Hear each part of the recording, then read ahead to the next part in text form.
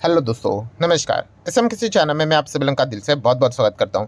दोस्तों, इस वीडियो में हम लोग बात करने वाले हैं केवल एक ही शेयर के बारे में। ठीक है, सबसे पहले तो as usual disclaimer clear cut रहेगा भाई। आपको खरीदना आप खरीद सकते हो, आपको बेचना आप बेच सकते हो, आपको एवरेज करना आप एवरेज कर सकते हो, आपकी मर्जी। ठीक है, मैं जस्ट इन्फॉर्मेशन प्रोवाइड करने की काम कर रहा हूँ। बट येस, ये जो कंपनी है इसमें अगर आप प्लान कर रहे हो कोई भी एक्शन लेने का, थोड़ा अपने अलर्ट रहना चाहिए। क्यों ऐसा मैं कह रहा हूँ, उसके पीछे का रीज़न क्या है, लॉजिक क्या है, चलिए आ जाते हैं स्टेप बाय स्टेप इन चीज़ों को समझते हैं। दोस्तों, इसके पीछे है मेजरली तीन बड़े कारण, तीन नहीं तीन से भी ज़्यादा है, बट पहले तो मेजर तीन कारण हैं जिसके चलते आपने सावधानी यहाँ पे बरतनी चाहिए। ठीक है, तो चलिए स्टार्ट कर लेंगे दोस्तों यहाँ पे रीज़न नंबर 1 के साथ। तो रीज़न नंबर 1 है दोस्तों यहाँ पे एक्सचेंज पे। आप सभी लोगों को पता है दोस्तों, काफ़ी सारी चीज़ें कंपनी को इन्फॉर्म करवानी पड़ती है। ठीक है, एंड अगर हम बात करें तो कंपनी ने एक्सचेंज में ये चीज़ें बताई है कि इंडिपेंडेंट डायरेक्टर जो रहता है कंपनी में, तो उन्होंने यहाँ पे रेजिग्नेशन दे दिया है। और सिर्फ एक इंडिपेंडेंट डायरेक्टर नहीं दोस्तों, यहाँ पे क्या लिखा है, डायरेक्टर्स। यस, अभी थोड़ा सा हम लोग आ जाते हैं पीडीएफ के और, जहाँ पे आप देख सकते हैं। देखिए, ये है पहले हम लोग को जो डायरेक्टर देखने को यहाँ पे मिल रहा है, इंडिपेंडेंट डायरेक्टर की मैं बात कर रहा हूँ।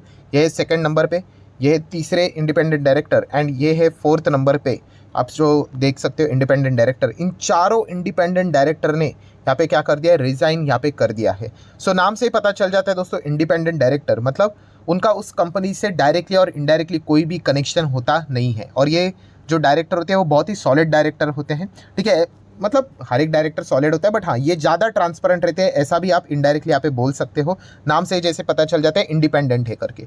तो एक ही साथ चार डायरेक्टर ने यहाँ पे रिज़ाइन यहाँ पे किया है। ये पॉइंट फिलहाल तो हम लोग को देखने को यहाँ पे मिल चुका है। तो ठीक है, ये एक पॉइंट हम लोग को देखने को मिल रहा है। देन अगर हम लोग बात करें दोस्तों, तो सेकंड पॉइंट की अगर हम बात करेंगे तो दोस्तों वह है कंपनी के प्रमोटर। यस, प्रमोटर की अगर हम लोग बात करेंगे तो उन्होंने ही अपने कंपनी के कुछ शेयर्स यहाँ पे बेचे। कितना, लगभग 3.3% के इक्विटी शेयर्स यहाँ पे बेचे हैं।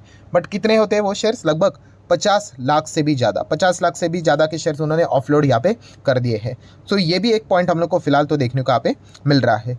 सो ये हो गया दोस्तों सेकंड पॉइंट, जो कि आप लोगों ने नोट करके यहाँ पे रखना है। एंड देन दोस्तों अभी हम लोग आ जाते हैं पॉइंट नंबर 3 की ओर। सो पॉइंट नंबर 3 है दोस्तों कंपनी के रिसेंटली Q3 के रिजल्ट। यस, कंपनी के जो रिजल्ट भी देखने को मिले थे, बहुत ही घटिया नंबर हम लोग को देखने को यहाँ पे मिले थे। ठीक है, कंपनी तो लॉस के साथ तो पहले ही डील कर रही थी, बट ये तो कुछ ज़्यादा ही लॉस हम लोग को देखने को यहाँ पे मिल रहा है। जैसे कि आप देख सकते हैं कंपनी के नंबर को मैंने ओपन किया है, तो ये दिसंबर सितंबर दिसंबर का सीक्वेंस है। ठीक है, तो चलिए इनकम की बात करें तो इनकम तो है 47, 23, 25, शानदार इनकम देखने को मिल रहा है।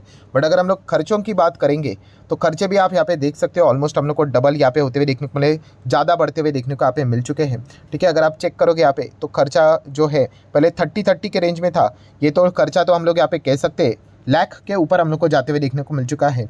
एंड इसी चीज़ के चलते हम यहाँ पे कह सकते हैं दोस्तों कि यहाँ पे बिफोर एक्सेप्शनल आइटम कंपनी का जो लॉस है वो 55,870 का लॉस देखने को मिल रहा है। Obviously rupees in lakhs millions में हम लोग नहीं जा रहे हैं, सिर्फ नॉर्मली आपको समझने की इतना 55,000 से भी ज़्यादा का लॉस है, जो कि पिछले 3 महीने पहले 13,000 का था, और उसके एक साल पहले सेम क्वार्टर में 7,500 के करीब हम लोग को देखने को मिल रहा था। एंड देन अगर आप बाकी की चीज़ों को भी जोड़ लोगे, सब कुछ कर लोगे, तो फाइनल जो लॉस हम लोग को देखने को यहाँ पे जो मिल रहा है वो कितना है, समवेयर अराउंड 69,000 का लॉस हम लोग को देखने को यहाँ पे मिल रहा है, जो कि एक टाइम पहले केवल 10 साढ़े 10,000 के आसपास था। एंड अगर देख मतलब पिछले 3 महीने पहले और एक साल पहले तो लगभग 6,000 के आसपास था। मतलब लॉस बढ़कर आप देख सकते हो 10-10 गुना हो चुका है, 6-6 गुना लॉस क्वार्टरली बढ़ते हुए देखने को मिल रहा है। इसी चीज़ को अगर आप ईपीएस में समझोगे तो और भी इजीली समझ में आएगा। 95 का लॉस मतलब माइनस में ईपीएस देखने को मिल रहा है, जो कि इसके पहले 14 के आसपास था और उसके पहले 8 के रेंज में था। सो आप देख सकते हैं कंपनी के जो नंबर थे वो तो काफ़ी ख़राब हम लोग को देखने को यहाँ पे मिल चुके हैं। ठीक है, एंड इन तीनों चीज़ों को अगर हम लोग जोड़कर देख ले तो पॉइंट नंबर 1, जैसे कि अभी आप लोगों को यहाँ पे बताया कि इंडिपेंडेंट डायरेक्टर का रेजिग्नेशन, वो भी चार इंडिपेंडेंट डायरेक्टर। सेकंड, प्रमोटर ने भी कुछ अपना माल बेच दिया 50 लाख के आसपास, जो कि केवल 3.25% ही होता है। एंड तीसरी अगर हम लोग बात करें कंपनी के बहुत ही पुअर नंबर, तो इस प्रकार का सिनेरियोस को अगर हम लोग देखें तो एक क्लियर कट समझ में आ जाता है कि शेयर मार्केट में इतने सारे वेल क्वालिटी वाले स्टॉक्स अवेलेबल है, तो ऐसे स्टॉक्स में क्या जाना चाहिए या नहीं जाना चाहिए, वो तो हर किसी का अपना अपना individual decision. But basic conclusion की अगर मैं बात कर दोस्तों, तो हाँ इस कंपनी का ओवरऑल परफॉर्मेंस देखिए, इतना तो पता चलता है कि इन्वेस्टमेंट के हिसाब से जो पैरामीटर्स हम लोग को देखने को मिलने चाहिए वो तो नज़र यहाँ पे नहीं आ रहे। ट्रेडिंग के लिए तो भाई आपको पता है किधर भी आप जा सकते हो, ठीक है। 10 का स्टॉक 13 हो गया, पैसा कमा लिया, निकल गए, चल जाएगा। बट इन्वेस्टमेंट में वो चीज़ें नहीं चलती है, तो ये पॉइंट पता होना चाहिए। फिलहाल आज के दिन की भी बात करें तो आप देख सकते हैं 10% का लोअर सर्किट भी हम लोग को इस स्टॉक में स्ट्रेट अवे लगते हुए देखने को यहाँ पे मिल चुका है। तो वैसे तो कंपनी का 5 दिन का परफॉर्मेंस में ही आप देख सकते हैं 45%, सीधा आधा ही हो गया 5 दिन में ही, ठीक है। साल भर की बात करें 41%, 6 महीने में 12, साल भर की बात करें, देन 5 साल की बात करें, मतलब जितना कम था सब कुछ हम लोग को वाइप आउट होते हुए देखने को मिल चुका है। इसलिए बोला जाता है कि अगर आप किसी कंपनी में जाते हो पहले बाइफरकेट कीजिए कि वो ट्रेडिंग वाला स्टॉक है कि इन्वेस्टमेंट वाला स्टॉक है, ठीक है। मैं बार बार कह रहा हूँ ट्रेडिंग के लिए आप किधर भी जा सकते हो एनी टाइम, हाँ मेक श्योर कीजिए वहाँ पे आपका properly stop loss and target ready रहना चाहिए। इन्वेस्टमेंट में ऐसा नहीं, कंपनी के बिजनेस को देखकर हम लंबी पारी खेल लेते हैं, सालों साल वहाँ पे होल्ड कर लेते हैं, ठीक है। तो ये इन्वेस्टमेंट के लिए तो फिलहाल तो नजर यहाँ पे नहीं आ रहा है। कंपनी का नाम है दोस्तों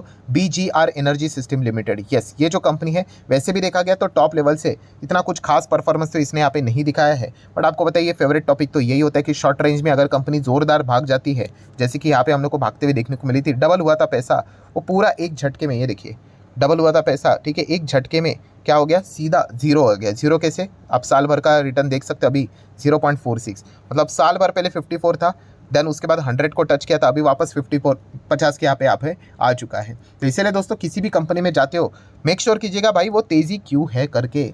बहुत सारे लोग तेज़ी देखकर छोड़ देते बात करना, मतलब अरे हो गया ना पैसा बन गया ना, ऐसा नहीं, वो पैसा टिकना इंपॉर्टेंट है। मैं बार बार कह रहा हूँ, मैं इन्वेस्टर के हिसाब से बात कर रहा हूँ।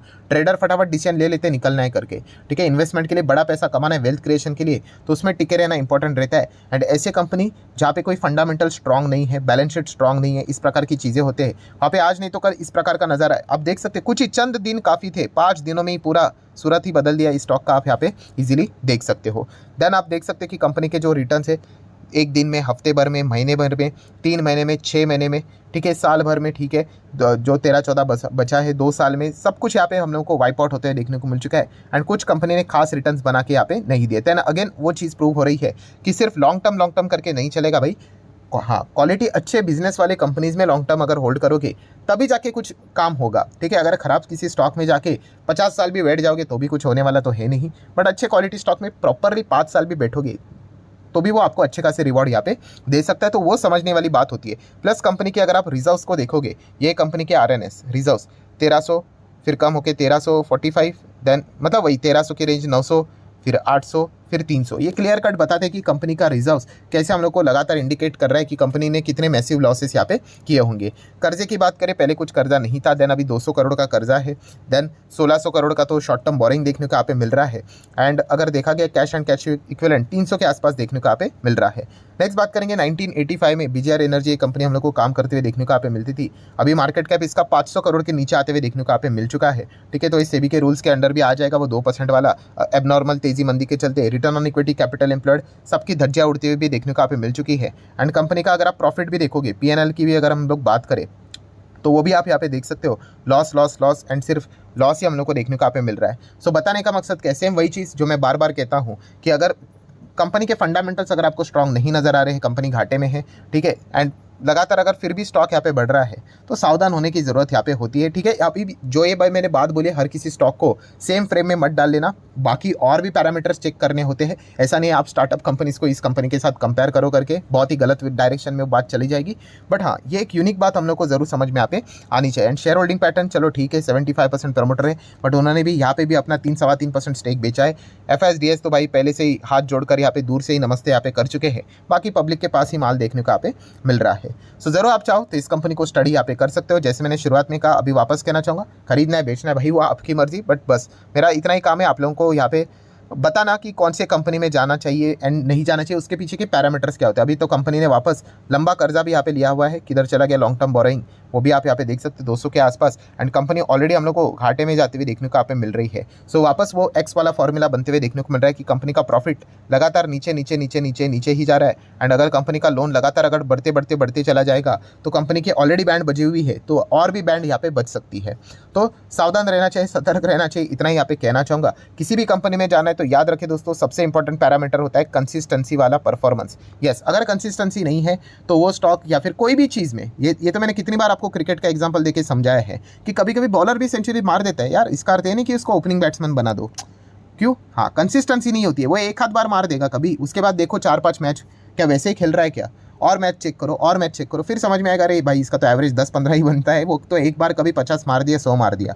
तो ये चीज़ें हम लोग को समझ में यहाँ पे आनी चाहिए। जब भी आप इस शॉर्ट टर्म में अगर स्कोर करेगा तो फिर चार्ट पैटर्न ऐसे शॉर्ट टर्म में बढ़ जाता है, ये देखिए ऐसे बढ़ेगा, कोई दिक्कत की बात नहीं। बट लॉन्ग टर्म में क्या हो जाएगा, वापस उसका परफॉर्मेंस ऐसे डल होते हुए देखने को मिल जाता है। सो अगेन कहना चाहूँगा बीजीआर एनर्जी, इस कंपनी को आप चाहो तो स्टडी यहाँ पे कर सकते हो। काफ़ी रिस्की पैरामीटर्स तो जरूर देखने को यहाँ पे मिल रहा है। अभी आगे देखने वाली बात होगी कि नेक्स्ट क्वार्टर में इनका परफॉर्मेंस कैसा रहता है करके। इंडिपेंडेंट डायरेक्टर ने रिजाइन किया तो और कौन से इंडिपेंडेंट डायरेक्टर आते हैं। एंड नेक्स्ट अगर हम लोग यहाँ पे बात करेंगे, प्रमोटर क्या एक बार सेल करके रुक जाएंगे या फिर मल्टीपल टाइम सेल करेंगे? अगर मल्टीपल टाइम सेल करेंगे तो पहले से इंस्टीट्यूशंस नजर नहीं आ रहे हैं, तो क्या इंस्टीट्यूशंस माल खरीदेंगे या फिर माल पब्लिक को चेपा जाएगा? तो ये देखने वाली बात होगी। अगर बार बार अगर ऐसी चीज़ हो रही है तो आपने और भी अलर्ट होने की बात तो जरूर यहाँ पे बनती है। सो आशा करते हो वीडियो हेल्पफुल लगा होगा, तो चाहो तो लाइक एंड शेयर कर सकते हो। मिलते हैं नेक्स्ट वीडियो में, तब तक के लिए बाय बाय।